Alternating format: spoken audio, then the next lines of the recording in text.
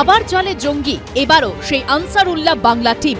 মাত্র 2 সপ্তাহের মধ্যে বিভিন্ন জায়গা থেকে ধৃত জঙ্গির সংখ্যা বাড়তে বাড়তে হলো 12। ক্যান্সারে নেই আর ভয়, NCRI হবে এর জয়। আপনাদের ভরসায় নেতাজি সুভাষচন্দ্র বোস ক্যান্সার হসপিটাল। আরো কত জঙ্গি কোথায় গা ঢাকা দিয়ে রয়েছে, কি ছক তাদের? উৎসবের মরশুমে তা নিয়ে উদ্বেগ ক্রমশ বাড়ছে। মঙ্গলবার বছরের শেষ দিন, দেশ জুড়ে থাকবে উৎসবের আবহ, রাস্তায় নামবে মানুষের ঢল। তার ঠিক আগে রবিবারও অসম STF এর অভিযানে গ্রেপ্তার হলো আনসারুল্লাহ বাংলা টিমের আরও এক জঙ্গি। অসমের কোকরাঝাড় থেকে গাজী রহমান নামে এই জঙ্গিকে পাকড়াও করা হয়েছে। The Special Task Force of Assam Police has achieved another breakthrough in the ongoing Operation Praghat against the jihadi elements. A team of STF has picked up one more important member of the sleeper cell module of ABT from Kokrajhar district. He is one Ghazi Rahman. He is an important member of this sleeper cell, and we have got him in 7 days police remand with us. These are all interrogation revelation based operations that we have been continuing, and we will continue to do so till the last member is picked up. Assam STF সূত্রে দাবি, ID তৈরিতে ভাত পাকিয়েছিল আনসারুল্লাহ বাংলা টিমের এই জঙ্গি। Most wanted এই জঙ্গিকে খুঁজছিল অসম police, কিন্তু ক্রমাগত অবস্থান বদল করে সে পালিয়ে বেড়াচ্ছিল। অবশেষে পুলিশের হাতে ধরা পড়ে এই জঙ্গি। এরপরে আরো অনেক ধরপাকড় হবে।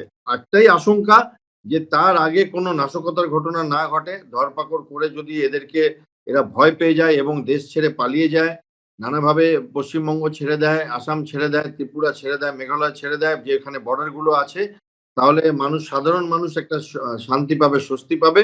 আর না হলে এই স্লিপার সেল গুলো যদি অ্যাক্টিভেট শুরু করে দেয় বা অ্যাক্টিভ করতে নিজেদেরকে, এবং ISI এর থ্রুতে বাংলাদেশের মাধ্যমে তারা যদি তাদের নাশকতার ঘটনা ঘটায়, তাহলে সাধারণ মানুষের প্রাণহানি হবে এবং সেটা সত্যিই অনেক দুঃখের ব্যাপার হবে।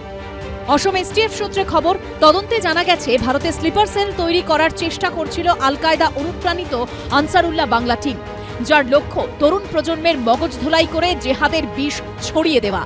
অসম পুলিশ সূত্রে খবর, ধৃত গাজী রহমান এই স্লিপার সেলের সদস্য কিনা তা যাচাই করার পাশাপাশি কোকরাঝাড় থেকে অত্যাধুনিক অস্ত্র উদ্ধার নিয়েও তাকে জেরা করা হবে।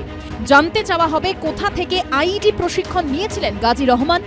অস্ত্র প্রশিক্ষণ নিতে এই জঙ্গিরা পাকিস্তান বা বাংলাদেশে গেছিল কিনা। আল কায়দা অনুপ্রাণিত জঙ্গি সংগঠন আনসারুল্লাহ বাংলা টিম দেশে নাশকতার ছক কষছে। সম্প্রতি গোপন সূত্রে এই খবর পেয়ে অপারেশন প্রঘাত শুরু করে অসম পুলিশের স্পেশাল টাস্ক ফোর্স। 17 ও 18 ডিসেম্বর বাংলা, কেরল ও অসমে অভিযান চালিয়ে আনসারুল্লাহ বাংলা টিমের 8 জন জঙ্গিকে গ্রেপ্তার করে তারা। বড়দিনের আগে অসমের কোকরাঝাড় থেকে পাকড়াও করা হয় এই জঙ্গি সংগঠনের আরও 2 সদস্যকে। ধৃতদের কাছ থেকে উদ্ধার হয় প্রচুর পরিমাণ অস্ত্রশস্ত্র, বিস্ফোরক ও বিস্ফোরক তৈরির সামগ্রী।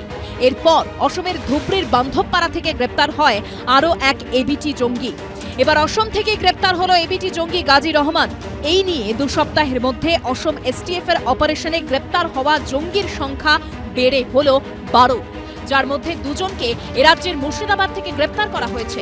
অসম ও কেরল থেকে ধৃত আরও 2 জনের সঙ্গে বাংলার যোগ মিলেছে। প্রশ্ন উঠছে, জঙ্গিদের এই নেটওয়ার্ক কোথায় কোথায় ছড়িয়ে রয়েছে? এরকম আরও কত জঙ্গি কোথায় লুকিয়ে রয়েছে? কি ছক কষছে তারা? আবির দত্তর রিপোর্ট, ABP আনন্দ।